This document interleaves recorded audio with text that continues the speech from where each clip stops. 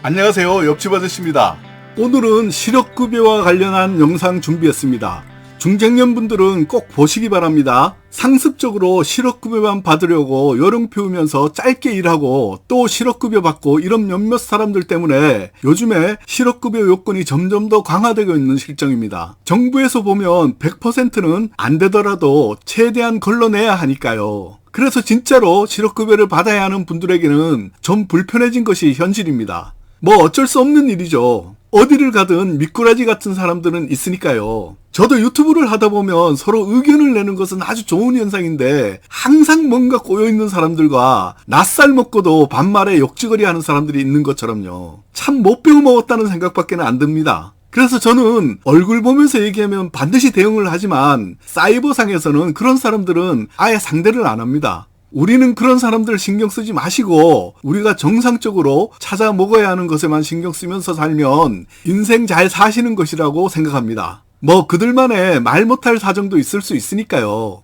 오늘 말씀드릴 순서는 앞부분에서는 만 65세 실업급여 받는 방법에 대해서 말씀드리고요. 마지막에는 기초연금과 관련된 내용인데 다른 곳에서 잘 안 알려드리는 내용 꿀팁으로 하나 알려드리고 마무리하겠습니다. 오늘도 열심히 준비했으니까 시청하시기 전 잊어버리기 전에 좋아요, 구독 꾹 한 번만 눌러주세요. 지금 안 누르셔도 영상 보시고 조금이라도 도움 되셨다면 나중에라도 꼭 한번 눌러주세요. 자, 본론으로 바로 출발하겠습니다. 일반적으로 실업급여를 받으려면 요건을 갖춰야 하는데요. 먼저 실업의 사유가 비자발적이어야 합니다. 예를 들면 경영상 해고, 공고사직, 정년퇴직, 계약 만료, 그리고 실직일 전 18개월간 1년 6개월이죠. 이 기간에 고용보험 가입이 180일 이상이어야 합니다. 다만 초단시간 근로자는 24개월입니다. 이와 함께 재취업을 위한 적극적인 노력과 일을 하고 싶지만 취업을 못하고 있는 상태이면 실업급여, 다시 말해서 구직급여를 받을 수 있습니다. 실업급여는 월급여를 많이 받는 것과는 상관없이 상한액으로 하루 66,000원, 하한액으로는 하루 61,120원을 받습니다. 이 정도는 모두 아시지요? 그런데 만 65세 이후에 실업급여를 받는 부분에 대해서는 잘 모르고 계시는 것 같더라고요. 제가 먼저 질문 하나만 할게요. 만 65세 이후에는 실업급여를 받을 수 있을까요? 못 받을까요?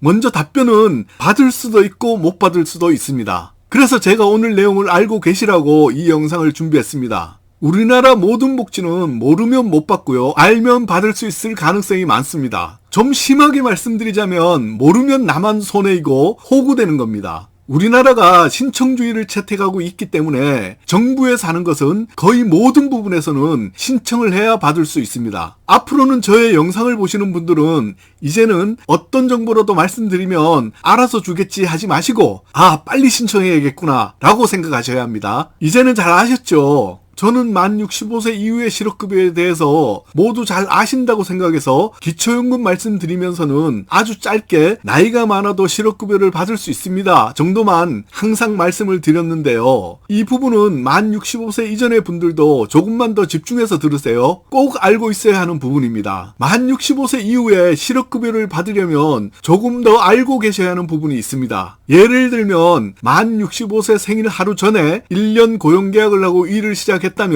계약이 만료되어 퇴직을 하면 실업급여를 받을 수 있습니다. 그런데 만 65세에 단 하루라도 넘어서 일을 시작했다면 실업급여를 받을 수 없습니다. 예를 들면 만 65세 생일이 5월 22일인데 5월 22일부터 계약을 하고 일을 시작하여 계약직 근로가 끝났다면 실업급여를 받을 수 없습니다. 그런데 5월 21일에 계약을 했다면요, 나중에 실업급여 대상자가 된다는 얘기입니다. 이것은 고용보험법 제10조 적용제외 사항 때문인데요. 65세 이후에 고용되거나 자영업을 개시한 사람에게는 실업급여를 적용하지 않는다라고 되어 있습니다. 다만 65세 전부터 피보험 자격을 유지하던 사람이 65세 이후에도 계속해서 고용된 경우는 제외됩니다. 이때는 받을 수 있다는 얘기입니다. 이것도 예전에는 용역업체와 계약해서 청소, 경비직 같은 도급위탁 사업장에서 만 65세 전에 근무하는 경우에도 해당이 안 되었는데요. 2019년에 법 개정으로 인하여 이제는 만 65세 이전부터 계속 근로한 경우에는 65세 이후 사업주가 변경되더라도 이런 경우 실업급여가 가능해졌습니다. 이해되셨죠? 이런 걸 모르고 계시면 아주 억울한 일이 발생할 수도 있는 것이죠. 그래서 만 65세가 안 되었더라도 이런 내용은 알고 계셔야 퇴사할 경우나 퇴사 예정인 분들은 불이익이 없어지는 것입니다. 이것은 법에 정해져 있는 것이니까 잔머리 굴리는 것 절대 아니고요. 아주 정당한 것입니다. 내가 이렇게까지 해야 하나 하시는 분들은 꼭 이렇게 하셔야 합니다. 조금 헷갈릴 수도 있으니까 정리 한번 할게요. 만 65세 이전에 입사해서 65세 이후에도 계속 고용되었다면 실업급여를 받을 수 있고요. 65세 이후라도 65세 이전부터 일을 해서 근로단절 없이 이직하였다면 실업급여를 받을 수 있습니다. 예를 들면 청소, 경비 등 용역업체 사업자가 바뀌는 경우도 계속 일을 했다면 실업급여 받을 수 있다는 얘기입니다.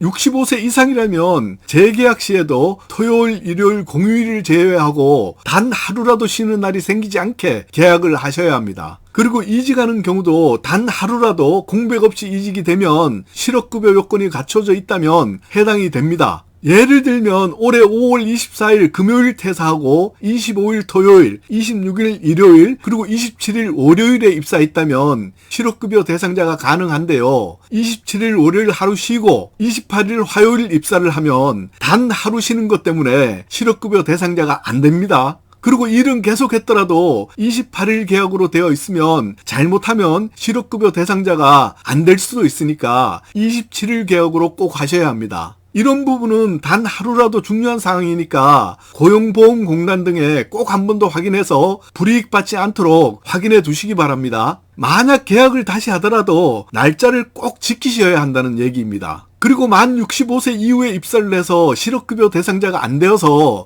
본인은 고용보험을 납부하지는 않지만 사업주는 고용안전직업능력개발비에 해당하는 고용보험을 납부하고 있다는 것 알고 계시면 됩니다. 실업급여를 받을 때는 실직 후 12개월 이내에만 신청하면 되지만 실직 후 곧바로 신청하시는 것이 가장 유리합니다. 마지막으로 기초연금과 관련된 꿀팁 한 가지 알려드리고 마치도록 하겠습니다. 기초연금 대상자 중 근로활동을 하는 어르신의 근로의욕이 저하되지 않도록 일용근로소득, 공공일자리소득, 자활근로소득은 소득으로 산정하지 않습니다. 이 부분 중요합니다. 그리고 2024년에는 기초연금 상시근로소득이 있어도 기초연금 기준중위소득을 계산할 때 110만 원은 우선 공제하고요. 여기에다가 30%를 추가로 공제해줍니다. 이 부분도 아주 중요한 얘기입니다. 참고로 작년에는 108만 원이었습니다. 재산이 많지 않다면 기초연금 신청할 때 다른 사항보다도 이런 내용을 좀 더 자세히 문의하시고 근로를 해도 기초연금에 크게 영향을 많이 주지 않는다면 근로활동을 고려해보는 것도 괜찮은 생각 같습니다.